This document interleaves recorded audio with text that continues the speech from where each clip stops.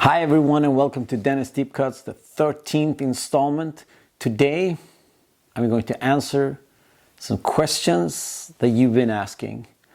Let's see what happens.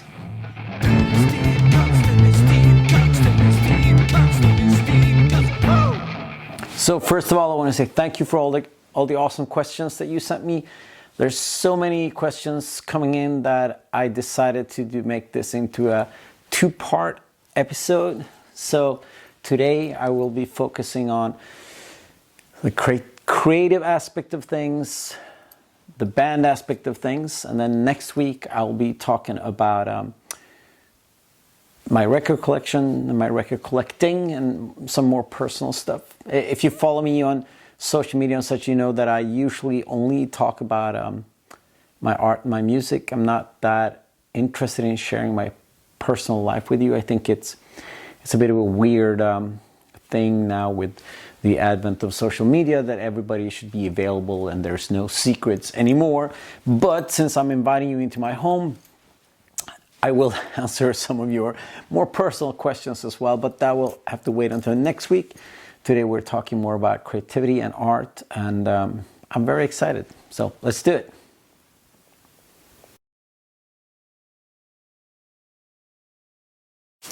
Yes, I have another new band. I don't know how I do it. I assume I don't ever say no. I guess that's the point. I am going to do that episode where I talk about all my projects and especially maybe all my current project, because there's a whole slew of them, and the new band that you're asking about is probably Backengrillen, which is a new doom metal free jazz project that I'm working with.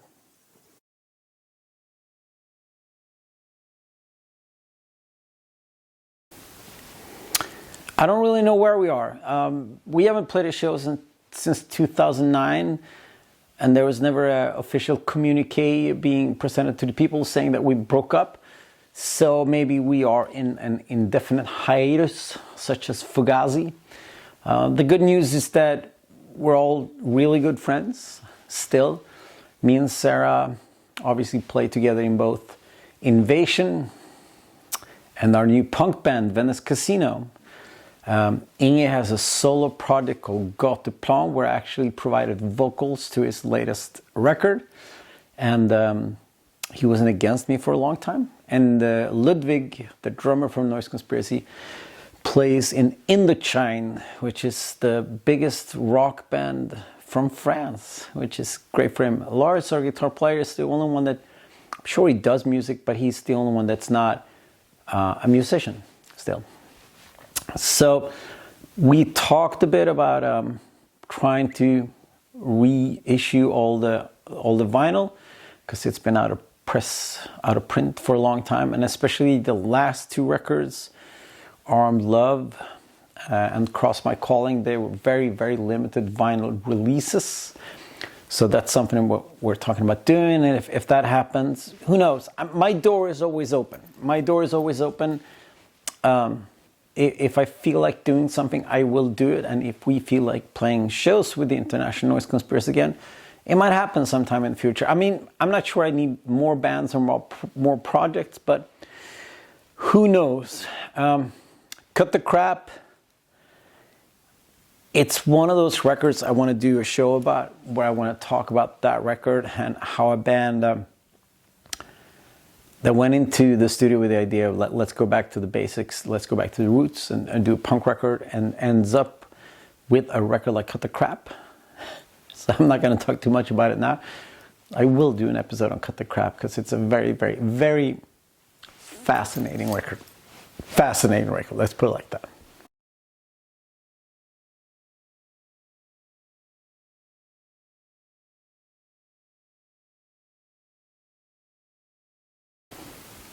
Why, thank you. Let the Night Love You with INVSN. I think it's one of my favorite records that I ever recorded. It is interesting, the title Let the Night Love You pertains to the darkness within us, and you know how we're very flawed human beings. A lot of the inspiration for the record lyrically was about people struggling with mental health issues and what economical, social, culture structure of capitalism does to people's well-being. But it's also interesting that while we were recording the record, Andre worked at a elderly care place, and he worked the night shift. So he brought his computer to work, and when he had time off, he sit by the computer and he did demos. And I like to write lyrics at nighttime. So a lot of the music on Let the Night Love You was inspired by nights, by the night. And also, most of the record was written during the winter. And if you know anything about living up north, you know that the winters are long and very, very dark. The cinematic atmosphere is just the fact that we tend to write music that's not written for guitar. It's very much driven by drums and percussive rhythms, and then we add layers on top of it, and we want to make it sound very dramatic and cinematic and powerful and big. And I would love to play the Roskilde Festival. I haven't done so in a very, very long time. So tell your Roskilde promoter to book us, and we will come. It would be fantastic. And thank you. Thank you.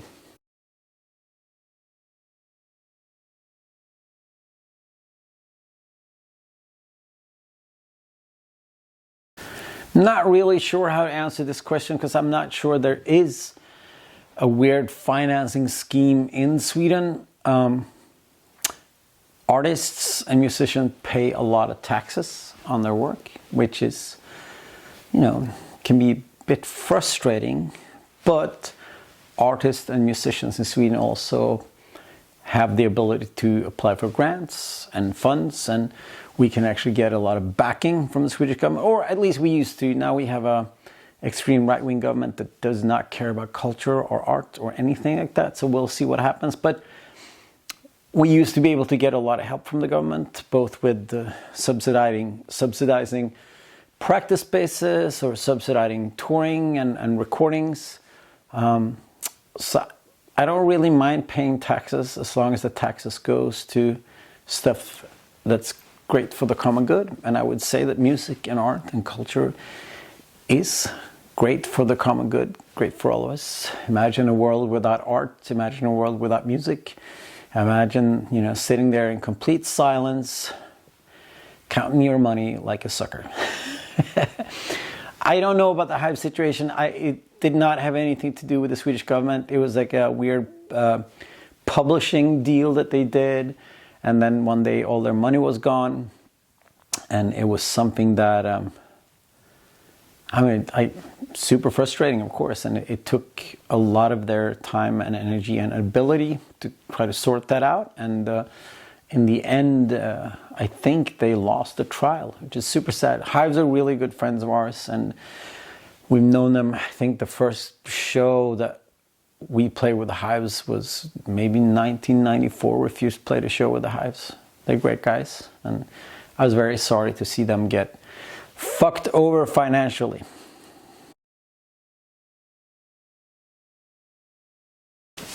Well, thank you. Recommended reading for war music would be Capitalism, Realism by Mark Fisher. Probably the best book about late-day capitalism that I read in a very, very long time, and very, very inspiring. I read it both in English and in Swedish. So that is my recommended reading, Capitalism, Realism. I'll do another episode where I talk more about books, maybe political books one of these days. It'd be interesting to give you some tips on the kind of nonsense that brainwashed me into a liberal snowflake. Yeah. If you only knew. Football is going pretty well. I don't play football anymore. I tore my ACL 5 years ago. So I did a lot of touring, and this knee was really fucked up. I had to do a lot of, I had to go to the gym a lot to stabilize my knee. And then 2 years ago, exactly 2 years ago, I had a knee surgery was quite big, and it's not until maybe the last 3 or 4 months where I felt that I'm in great shape again, and I can move the way I want to move. But so I don't play football, but I am the coach of the football team that I used to play for, and the season starts up in a couple of months, but we already started training, and I love it. It's great fun. Yeah, football coach.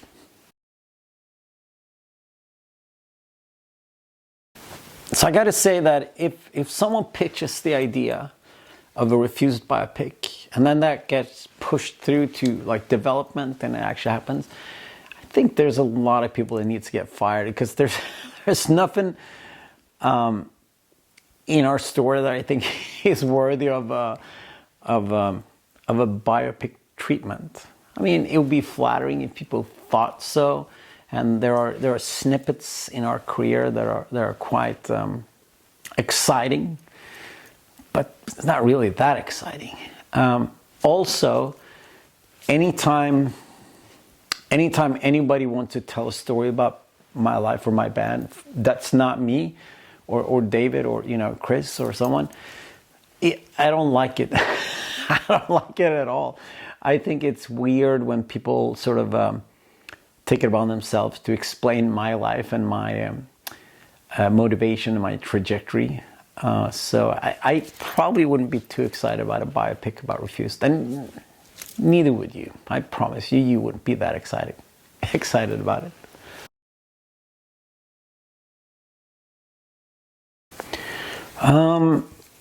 Thank you. I started singing a long time ago, and I wasn't necessarily a great singer. I was a pretty good performer right off the bat. I was a pretty good performer, but I wasn't necessarily a good singer. But I kept at it, and they were saying like 10,000 hours, and I've done my 10,000 hours, and I learned how to sing. And then when I learned how to sing, and I learned how to be comfortable with my own voice and find my own voice, I started treating my voice as an instrument and see what different types of range I can use and different types of singing styles, basically. And I elaborate with that all the time, and I always try to push myself. And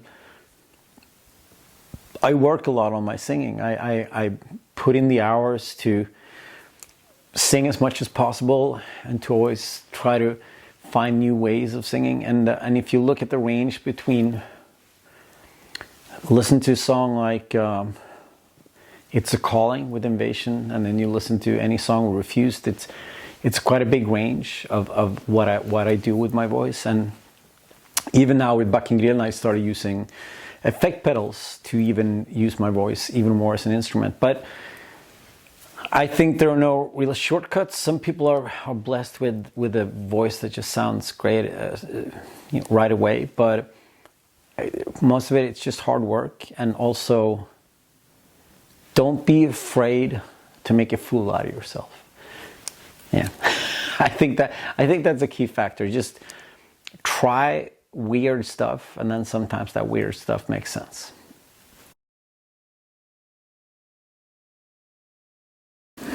I don't think there will be any more samurai music. It was a one-off kind of deal. They got in touch and asked us if we wanted to provide music and the voice of Johnny Silverhand, which was something that we wanted to do.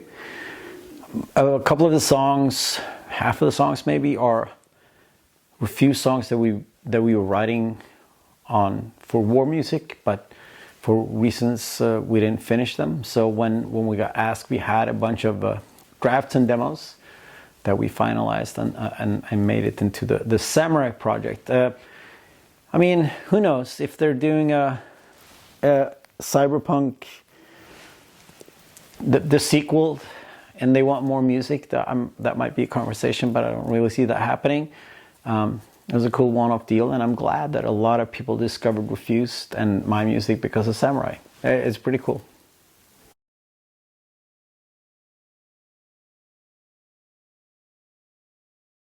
Yes, a very good eye there. It was the first thing we worked on after Refuse broke up, and a big part of the reason why we worked on it was because I was writing songs. I was going through a breakup, and I was writing songs, and I played a couple of songs for David, and he said, "You should record these songs." And then I asked him if he wanted to be assisting me. He was working a lot in the studio at the time, and I think he was trying to, see if he was going to become a record producer. So he worked on a couple of those songs. I think the first inspiration for Lost Patrol is obviously like Billy Bragg, that kind of folky protest singer with the electric guitar or the acoustic guitar. I'm no Billy Bragg, and I have no real interest to return to that singer-songwriter thing. There are so many great singer-songwriters out there, and I can't really compete. It's hard to do backflips and splits with the acoustic guitar. There's a bunch of songs on the new INVSN records that are really mellow, and I might want to do something like that, more atmospheric, with like maybe the piano, the grand piano, and a bit more mellow, but not like the straight up singer-songwriter. That's not really that interesting to me at this point in your life, but who knows?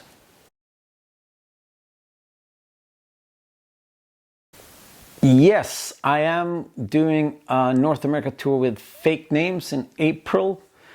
You can find the tour dates online. I'm sure it's only 8 shows or something like that.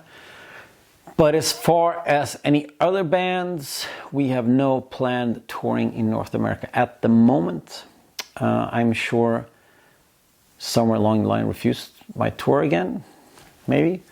I would love to do another US tour with INVSN. We've done a couple. Not that many people saw us play, but we still love to travel across the country. It's quite romantic and quite beautiful. So, make sure you buy our record and make sure you tell your local club that we're a great band, and we'll come and play. Yeah.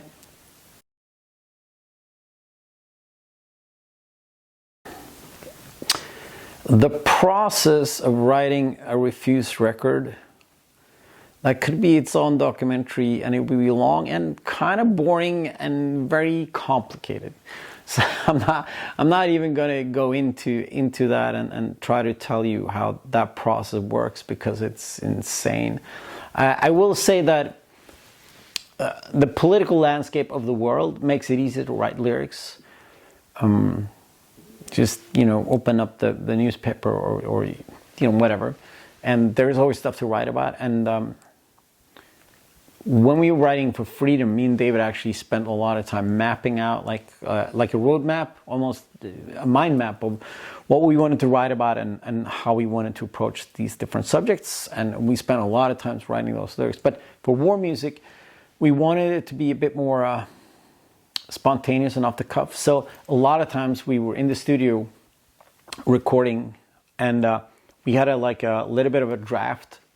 I had maybe some ideas about how I wanted to sing, or David had some idea, and then we just sat down and we wrote together in the room, and just kind of riffing off each other in more spontaneous and a more sort of a direct approach. At the same time, we had a very clear idea of what we wanted the lyrics to represent and how we wanted them to coincide with the music, and we wanted them to be direct and violent and angry and sort of have a very blunt language to them. But yeah, that's kind of how we operate. One of these days, the movie about the Refused writing recording process, fucking horrible movie.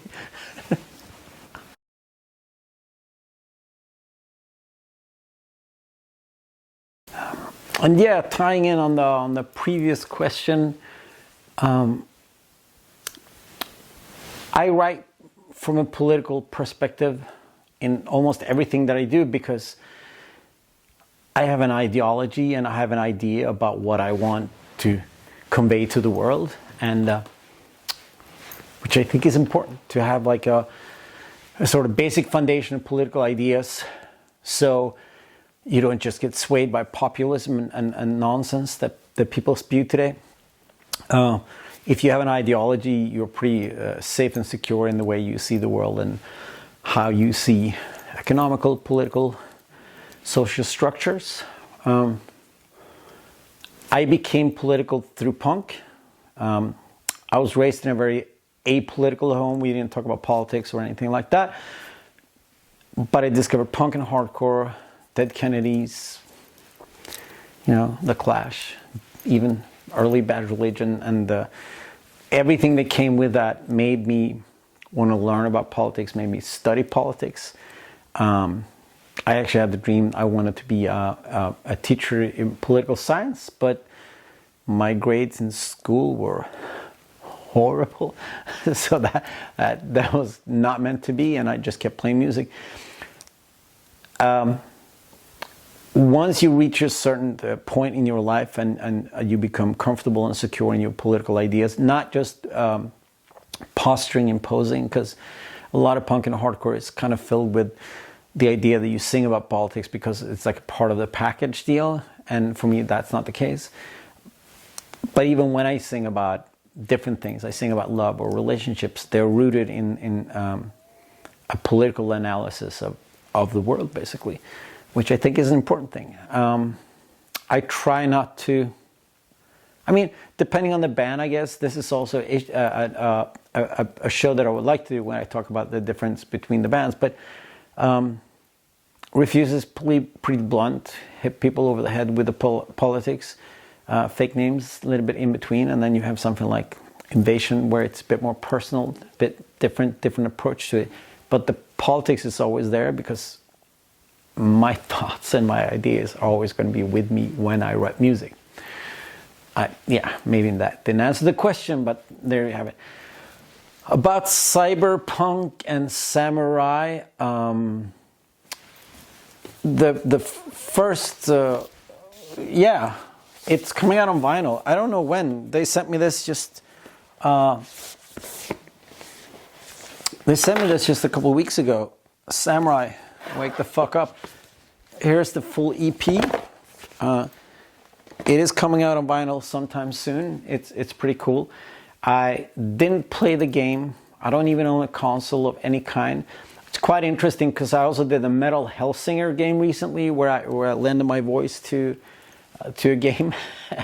I've been in two big. Leave your comments. Are they big games in the last couple of years? And I don't even own a console. I don't play any games. I don't know anything about them. But it seems fun. People seem to be enjoying it. And I will come to Italy if you want me to. I love Italy. I haven't played there in a long time, so maybe it's about time we show up in Italy. Book us and we'll come.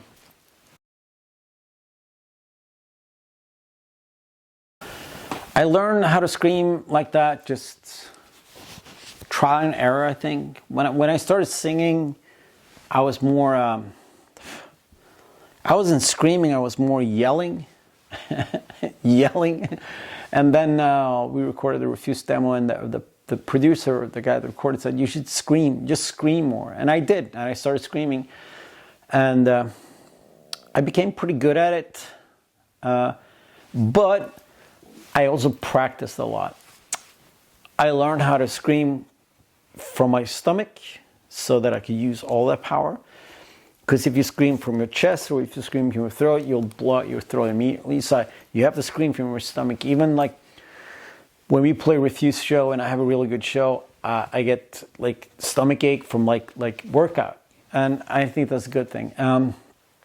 Your vocal cord is a muscle. So if you want to learn how to scream, just need to, it's like if you want to run a marathon, you can't just go out and run a marathon. You have to like slowly build to it. And I think it's the same thing with your screaming voice. Your singing voice is slightly different because it's not as straining. But for your screaming voice, I think just scream. And then if you go to practice space, just scream for 20 minutes until you feel like, oh, I'm a bit sore. And then the next time, scream for 20 minutes. And then the next time, 30 minutes. And then you can up it. And that, that's even what I do. Before I go on tour, I go to the practice space and I have all the Refuse songs, all the INVSN songs, all the fake name songs. as instrumentals, and I can scream along, I can sing along, and I can build up my stamina so that when I go on tour, I can play for 1 hour. I can scream for 1 hour and 20 minutes. But if I didn't go to the practice space, and if it didn't work out, I would blow out my voice immediately as well, even though I got a good screaming voice. I'm also lucky enough to be blessed with a voice where I can actually scream in melody, which is not everybody can do that. But yeah, I just practice, and once again, don't be afraid to feel stupid. Screaming on the top of your lungs is not a very natural state of being for most people. Just do it. Just scream. You know, if you scream and then you keep on screaming, and then one day you will scream, and it will sound great, and then you can scream for a long time. So good luck with that.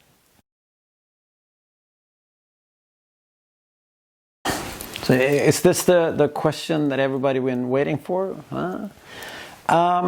I hope so. you never, honestly, you never know with Refused. It's like, for me, I've been in the band since we started in 1991, and it's still an enigma to me. I gotta say that we put out War Music in 2019, and I think it's a great record. I was super stoked about it. And we started touring, and it felt like we gained some proper momentum. It was a weird thing coming off of the reunion, and then to do a new record with Freedom. That wasn't, I mean, not everybody loved that record. And then to go out and tour and sort of feel like there's a weird resistance and a bit of a push and pull. And then War Music comes out, and we felt like there was momentum. We played a ton of new songs in the set, and people really responded well to it. And most songs on War Music are just perfect for the live environment. And then the pandemic hit, and we all know what that meant. So, and it really, really, really took the wind out of our sails. We canceled 55 shows, I think, and it was that whole spring of 2020 was me on the phone with management once a week canceling shows, and it was heartbreaking and really difficult. So spring 2020, we finished the Malignant Fire EP, and then we took a really long break because it was like quite disheartening to be in a place where we felt that we were gaining speed and momentum, and we felt like just give us a year of touring War Music, it would be fucking fantastic, and then we'll do a new record, and, you know. But we had to take a long break, and now a year and a half ago we started sending riffs to each other back and forth, and now we're building up a riff bank. There's a bunch of demos in play, and I'm hoping that 2023 will be the year when we get together and practice, and maybe, hopefully, record something. That would be great. So I'm hoping that there will be new music in the future. So just keep your eyes open and keep pushing us. And there you have it. A bunch of really cool questions. Thank you for asking. Next week, more questions. Is your question going to be there next week? Or do you have a question you want to ask me that I didn't answer today, or that you didn't ask me? Go ahead and ask me. I have time. And thank you for checking this out. Yeah, I'll see you next week with some more answers to your very pertinent questions. Thank you so much for watching. Like, share, subscribe, all that nonsense. And until next time, stay wild, my friends. Thank you.